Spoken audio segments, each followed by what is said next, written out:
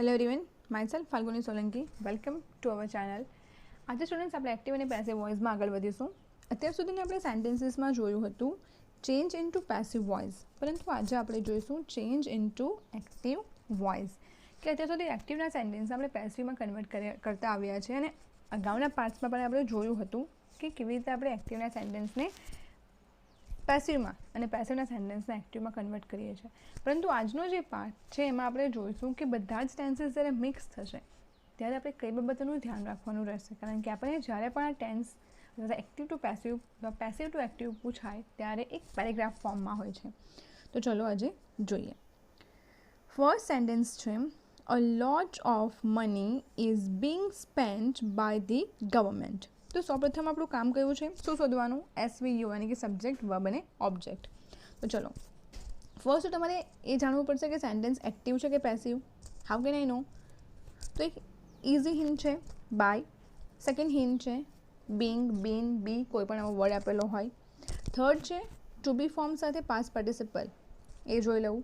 અને જો તમે ઇઝીએસ્ટ વે આઈડેન્ટિફાઈ કરી શકતા હોય તો doer of subject and doer of sentence and doer of action, કે વાક્યનો કરતા અને ક્રિયાનો કરતાને ઓળખી લેવો. ચલો આ સેન્ટેન્સને પેસિવને હવે એક્ટિવમાં કન્વર્ટ કરીએ. તો લોટ ઓફ મની, તો અ લોટ ઓફ મની અહીં શાનું કામ કરે છે સ્ટુડન્ટ્સ? અહીં લોટ ઓફ મની એ કામ કરે છે અહીં આપણા સબ્જેક્ટનું, કે આ સબ્જેક્ટ છે.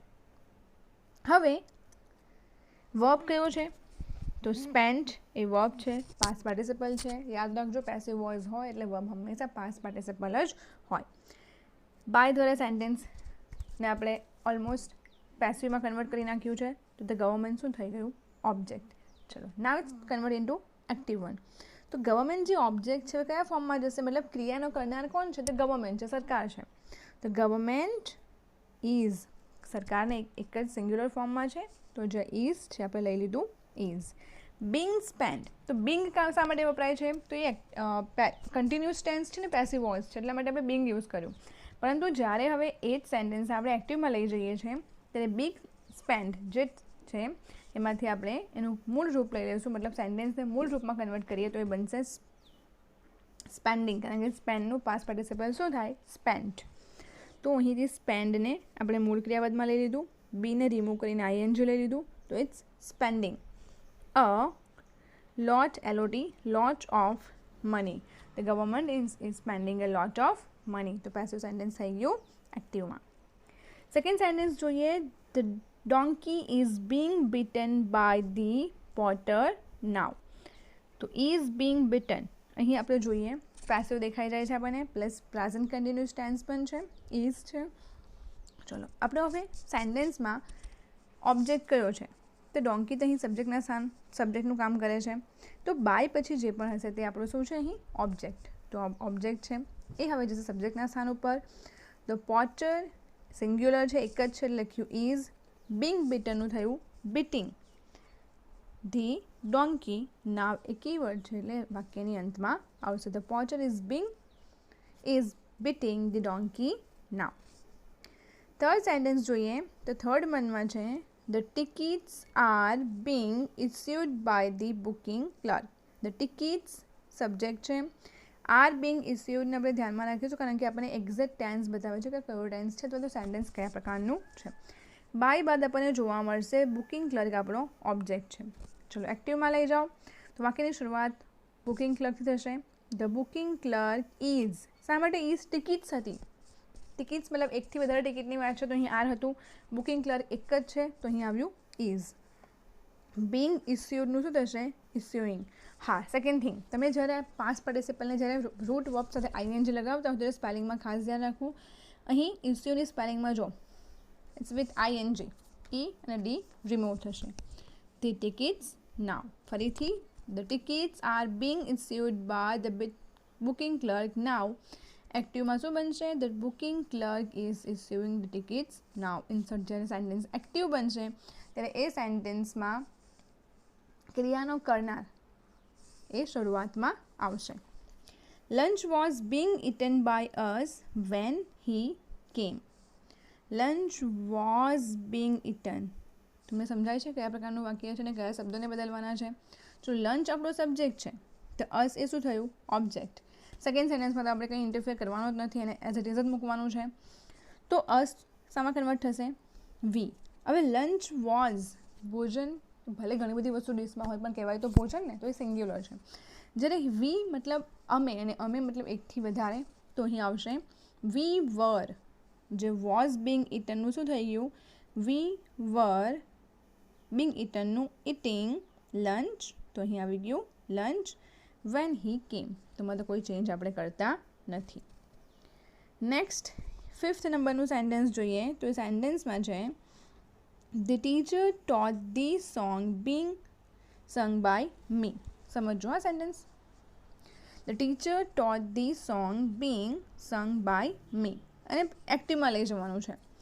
The teacher taught me.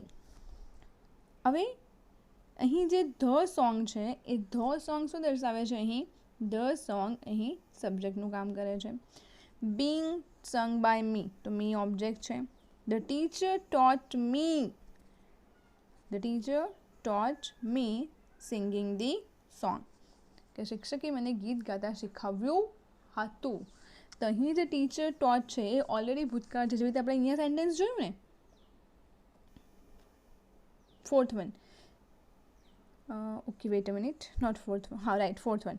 Lunch was being eaten by us when he came. તો અહીં એક સેન્ટેન્સ આખું સેપરેટ થઈ જાય છે, રાઈટ. અહીંથી અલગ સેન્ટેન્સ બની જાય છે. તો એક્ઝેક્ટલી અહીં પણ એવું જ છે.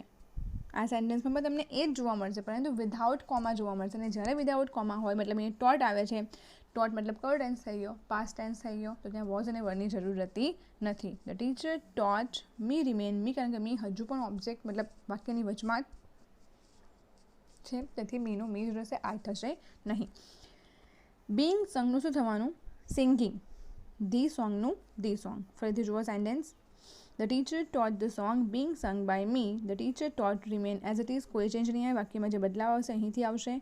ધ સોંગ તમારું સબ્જેક્ટનું કામ કરે છે, બિંગ સંગ, અને અહીં આવશે ઓબ્જેક્ટ. તો મીનું મી જ રહેવાનું, કારણ કે વાક્યની વચમાં છે, તો એનું આઈ થશે નહીં. બિંગ સંગનું શું થવાનું? સિંગિંગ. અને ધ સોંગ જે સબ્જેક્ટ છે તે અહીં ઓબ્જેક્ટના સ્થાન ઉપર આવી જાય છે. નેક્સ્ટ સેન્ટેન્સ જોઈએ. The commission has been appointed by the prime minister. The commission has been appointed by the prime minister. The commission has been appointed, તો બાય ત્યારબાદ તમને તમારો પ્રાઇમ મિનિસ્ટર એટલે ઓબ્જેક્ટ મળે છે. ધ કમિશન સબ્જેક્ટ છે, has been appointed, આ ધ્યાન રાખવાનું છે આપણે. એને એક્ટિવમાં લઈ જઈએ. ધ પ્રાઇમ મિનિસ્ટર યાની કે doer of action. The prime minister has appointed a commission. બિન નીકળી જાય, નીકળી કેમ જાય? તો અહીં એક્ટિવ સેન્ટેન્સ બને છે એટલા માટે. 7 નંબરનું સેન્ટેન્સ જોઈએ. 7 નંબરના સેન્ટેન્સમાં આપણને જોવા મળશે અહીં hundreds of students have been awarded by the government. તો બાય ધ ગવર્મેન્ટ, ગવર્મેન્ટ અહીં શું છે? ઓબ્જેક્ટનું કામ કરે છે. તો હવે આપણો સબ્જેક્ટ બનવાનું. તો ગવર્મેન્ટ હેઝ બીન રિમૂવ થશે, અવોર્ડેડ hundreds of students. સો અહીં જ્યારે આપણે સેન્ટેન્સને પેસિવમાંથી એક્ટિવમાં કરતા હોય ત્યારે ખાસ આપણો સબ્જેક્ટ અને વર્બને આપણે ધ્યાનમાં રાખીને સેન્ટેન્સને કન્વર્ટ કરવું. નેક્સ્ટ સેન્ટેન્સ જોઈએ. તો before 5 o'clock the work had been finished by the workers. તો બિફોર 5 o'clock આખું સેન્ટેન્સ અહીં અલગ થઈ જાય છે. એટલે સેકન્ડ સેન્ટેન્સ છે the work had been finished by the workers. તો આપણે આ સેન્ટેન્સ પર ફક્ત ફોકસ કરીશું. તો ધ વર્ક એ શું છે અહીં? તો ધ વર્ક એ સબ્જેક્ટ છે, જ્યારે બાય ધ વર્કર્સ અહીં શું છે? તો અહીં સેન્ટેન્સમાં એ ઓબ્જેક્ટ છે. તો બિફોર 5 o'clock, તો બિફોર 5 o'clock જ રહેશે, એમાં કોઈ ચેન્જ નહીં આવે. જે સેકન્ડ સેન્ટેન્સ છે ધ વર્કર્સ, અને વાક્યની શરૂઆત કરીએ. The workers had finished the work. જે એક્ઝેક્ટલી આપણે એક્ટિવમાંથી પેસિવમાં કરતા હતા તે હવે પેસિવમાંથી એક્ટિવમાં લઈ જતી વખતે ધ્યાનમાં રાખવાનું રહેશે. 9th વનમાં જોઈએ. The children might have been cheated by the musician. By the musician છે, તો બાય ધ મ્યુઝિશિયન શું દર્શાવે છે? તો એ દર્શાવે છે આપણને અહીં ઓબ્જેક્ટ. જ્યારે ધ ચિલ્ડ્રન શું છે? તો એ છે subject. The children might have been cheated by the musician. તો મ્યુઝિશિયનને આપણે સબ્જેક્ટના સ્થાન ઉપર લઈ જઈએ તો સેન્ટેન્સ બનશે the musician might have cheated the children. હવે આપણે સૌપ્રથમ શું કરવાનું? સબ્જેક્ટ અને ઓબ્જેક્ટને આઈડેન્ટિફાઈ કરી લેવાના. તો ચિલ્ડ્રન સબ્જેક્ટ છે, મ્યુઝિશિયન ઓબ્જેક્ટ છે. હવે એને એક્ટિવમાં લઈ જઈએ તો musician, might remain might, have. પેસિવમાંથી એક્ટિવમાં જાય છે તો બીન રિમૂવ થશે, ચીટેડનું ચીટેડ અને ધ ચિલ્ડ્રનનું ધ ચિલ્ડ્રન. 10th વન જોઈએ તો 10th વનમાં the blind man's life can have been saved by the truck driver.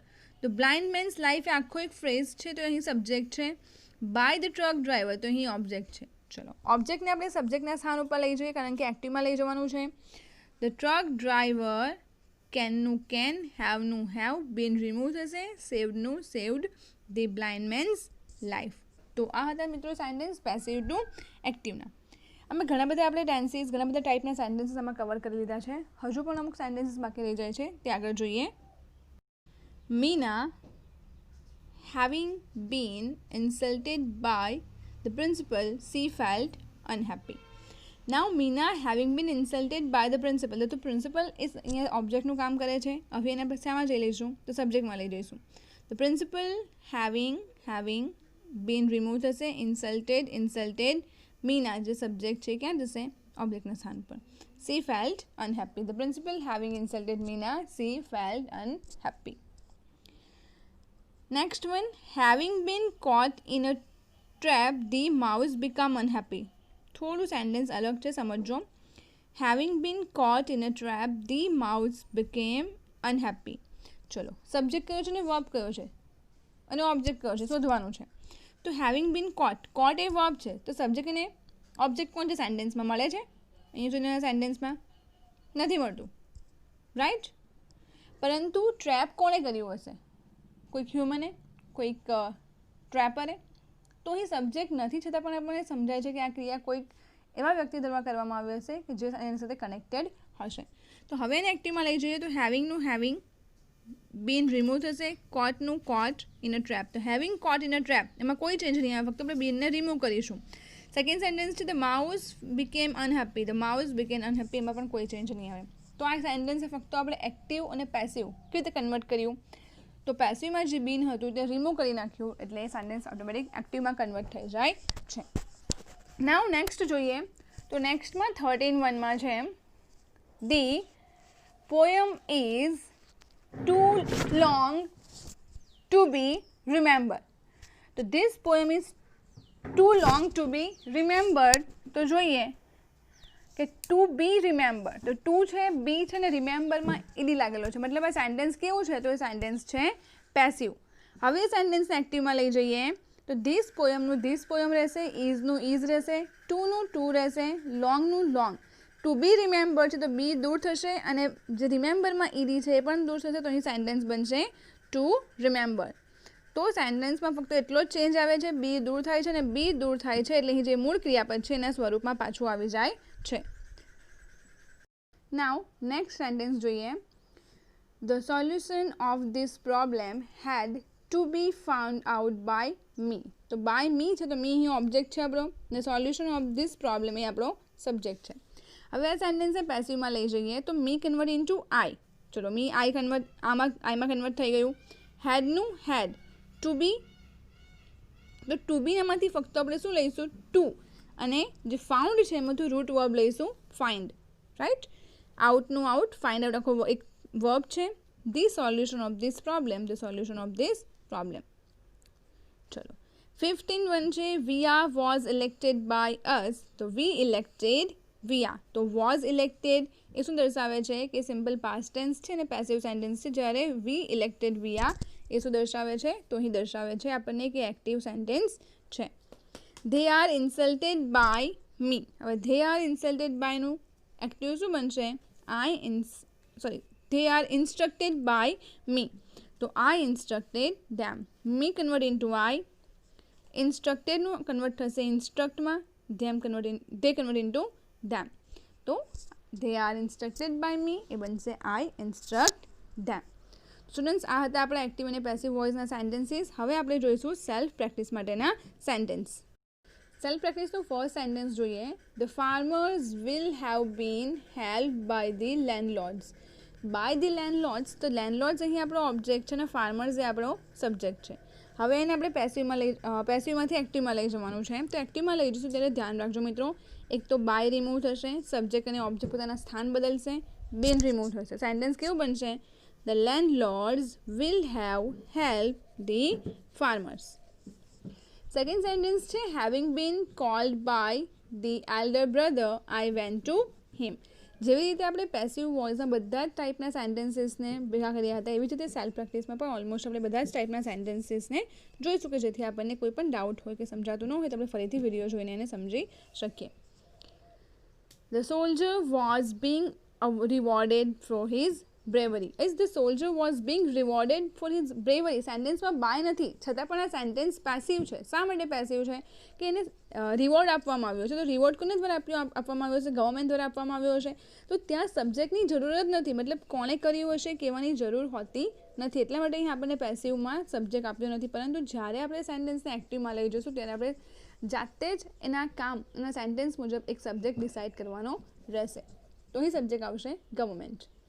Fourth one છે you might have been offered his tractor for a few hours by him. Fifth one છે benches have been spoiled by Rehan. And sixth one, a century had been made by Jadhav in his last match. And seventh one, we shall be called by PT teacher. Eighth one, here was been selling the toys by us. And ninth and last one, economics is taught to us by Mrs. Chauhan. So this one is our passive to active sentences and exercise of it. I hope students the previous videos of our active and passive voice will help you to solve this self practice exercise. Now in next part we will discuss interrogative sentence in active and passive voice. Till then keep watching our channel and like us. Thank you so much.